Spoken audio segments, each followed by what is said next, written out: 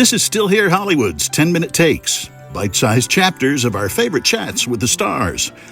I'm Steve Kmetko. Here's the last of 4 chapters with actor Natasha Henstridge of Species. What's the best piece of advice you got about Hollywood? I was going to say take Fountain, but that doesn't even work anymore. No, that's Betty Davis's line. That's right. How to get ahead in Hollywood. You know take what? Fountain. Exactly. It's yeah. great. It's when you know. such a good, when you know, but Yeah. actually that's not going to work anymore, is it? It's busy everywhere now. Yeah. There's no driving around, no getting anywhere. I know, Very cute. I only come back here about once a month, and I'm so surprised at the number of buildings that have gone up in Hollywood. Yeah. You know, there's the Godfrey Hotel, and there's other buildings, high-rises in that area. Yeah. The Jack in the Box I used to go to is all boarded up. Aww. So. Yeah, it's changing, constantly changing, isn't it, LA? Yeah. It's getting a little bit better again right now. It went through, I think COVID with many cities. It was so hard. Obviously, the rents are astronomical, so of course they're making more buildings, building them up, stacking as many people in them as they can. But yeah, it's changed. It's changing for sure. Like anywhere, I guess. But yeah. What's it like being so beautiful? Well, the fact that you're saying that to me today is a huge compliment because I had some friends over and I drank too much wine last night. Knowing you were coming here? Oh. So rude. So rude. I drank too much wine last night. I'm usually like a couple of glasses or 1 or 2 or a cocktail or 2. I'm not an over drinker at all. And last night I overdrank. Did you use a straw? No, I'm going to try that next time. I'm going to drink half as much and use a straw so I get the little buzz and that's it. Just stop. Stop when you're supposed to stop. That's very sweet of you to say. It's interesting, I can feel good about myself or bad about myself, and like anybody. But I will say this: I never grew up, and maybe that's what helped me develop. I modeled even. I was even on set where people are like, "Oh, beautiful makeup, and the lighting's good, and you look gorgeous in the photos." And I never felt that special in the looks department ever. And maybe that's a blessing. Maybe that's how I developed a personality. I don't know. But I appreciate the compliment. And I look back. It was sincere. I do look back and I do go, you were cute. You didn't know it at the time, but you were cute.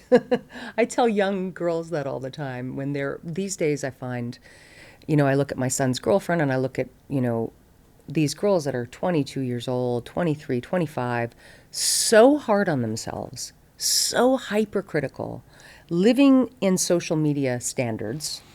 They're depressed. They don't want to go out. They're never good enough. They're never pretty enough. They're never skinny enough. And I have to say, I just go, enjoy your youth. You're so beautiful.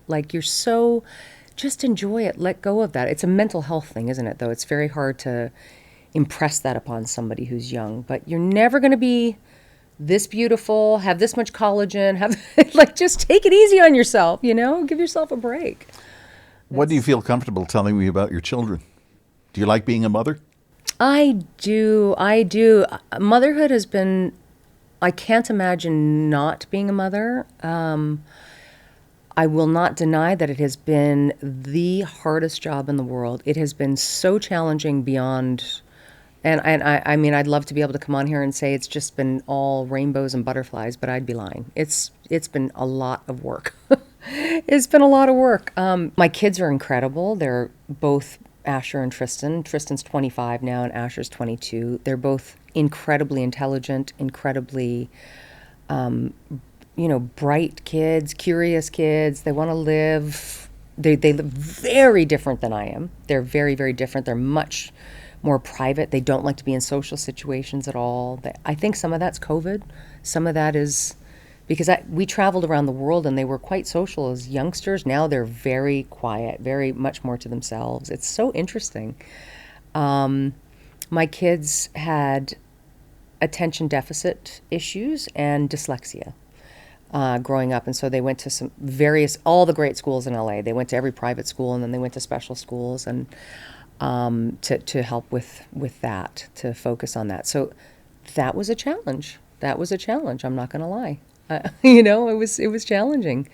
raising them. And also such a gift. There's nothing like going to your kids' games and football and, all Do basketball. either of them want to get into the business? Not at all. Tristan, my older son, there was a show called October Road, I think it was called. I was friends with the writer, and Tristan, my eldest son, when he was about 10 years old, got a role on the show. And now my kids were like extras in a thing that I would do, or just you'd see them on the side, or, something like that. They thought that was fun because they were on set with me all the time. They were with me a lot of the time anyway. But when my son got this role, he was very excited. He was going to make $800 because he was kind of doing a stunt. He had to like fake beat somebody, beat a kid up in the show. And we were out in the woods, and now I'm the mom of the actors, right? So I'm hanging out with all the actors' moms, all the stage moms. Freezing. We're freezing out there in a tent with a heater. I'm like, God, I'm so lucky. I get spoiled in my in my position. And the kids are all out there, and Tristan got a blister on his foot while he was out there. And I think they could work the kids for like 8 hours or something at the time, 6 or 8. I don't remember. Whatever the rules were. And he had a blister, and it was like he got to warm up in the little thing with the heater, and we took his shoes off, and I gave him a little foot massage. And then the AD came over and said, Tristan, we need you back on set. And he goes, oh no, I got like a blister on my foot. I can't put my shoes back on. And I was like, that's show business, honey. And he never went back. He never wanted to act again. He was over it. Take Fountain, Tristan. Take Fountain, Tristan. It was so adorable, though. I took him out for a sushi dinner. Kid's a total foodie. He liked his sushi dinner. And we put like $800 in his account, like in a Coogan account for him or whatever it was. And he was pretty happy with that, but had no interest in acting after that. It's a lot harder than people give it credit for. Coogan account named after Jackie Coogan? I don't know what the Coogan accounts are named after, but it's an account when you have a child that's acting. You have to put it. Maybe is it? That would be my guess. Who was that? Jackie Coogan. He worked as a child. He was also Uncle Fester in the Addams Family television show in the '60s. Okay. But he used to tell when he would meet kids, he would say, behave yourself. I made a law for you. Something to that effect. So probably was. Maybe yeah. he lost a lot of his money to his parents or Yes. something, and so they protect the kids in that way. Yep. Yeah, probably. So, probably that. when you first saw the scene in Species, do you say species or species? Does it matter? Species. I think I say Actor species. or actress? Species. I think I say either or. Okay. Either. What was your reaction when you first saw your tongue going through the guy's head? It was actually really fun to see those effects that happen after the fact, right? So anytime you get to see a little CGI or a little something that you do after that because you're just imagining those things on the moment. So to see that stuff at the time, I was like, good. The men out there will be warned. Don't mess with me. They didn't listen. No, they didn't. Well, Natasha, it's been fun talking to you. It was nice to talk to you. What are you going to do with the rest of your day? Recover from your wine? I'm actually taking my guy out on a date. So we kind of like do date nights on the weekends, and sometimes he takes me, and sometimes I plan something for him, and it's a surprise, and I can't say it right now because he's here. Okay. Can't do it. Don't listen, BB. Don't listen, boo-boo. Boo-boo, I'm sorry. BB, boo-boo, Tomato, tomato. Thanks, Natasha. I appreciate it. Thanks for coming You really by. are still here. See? Yes. You're for still today. Here. You're still here. I go back to Chicago on Monday. You do? So the cold didn't deter you too much? No. It's just too much to move. I feel the same All way. this stuff I collected. What was I thinking? I feel the same way. Just start getting rid of it. It's funny. When my mother passed away, she was 98. She had collected a lot of stuff. Genes. Yeah. But, the grandchildren don't want any of the old silverware or the old plates. They don't have any use for that. No. And I kind of took a lot of it in, thinking at some point they'd come to their senses. But no. But they still have it. No. I think as they get older, they're going to appreciate those things more. I feel like it takes a long time for kids these days to appreciate the things that, and obviously things have changed and people are minimalists now and nobody wants anything extra and it's all about having less and being cooler, and which is cool, which I like. I appreciate that.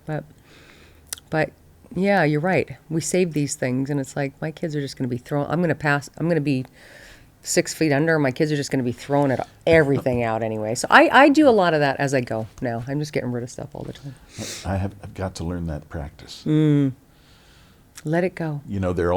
My nieces are all in their 50s. Okay. So, and one is in her 60s. She's going to kill me because she watches regularly. So I think they've kind of reached everything they want. They've accumulated what they want. Right.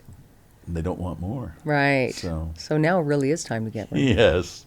Yep. What's her name? Maria Kondo? Maria Kondo? The one who's like, if it doesn't bring joy, spark joy, get rid of it. If you haven't touched it in over a year. Get rid of it. I know, but if you're sentimental. I am. I am too. I have to say, there's a lot of things in my garage that I haven't touched in over 20 years, but I'm sentimental and I go, one of these days, my kids will go through this stuff and they can throw it out then, but at least they'll see it. But I have boys, they're not going to go through that. They'll be like, take it all. I'm out of here. Thank you. Nice to meet you. Still Here Hollywood is a production of the Still Here Network. All things technical run by Justin Zangerly. Theme music by Brian Sanashin. And executive producer is Jim Lichtenstein.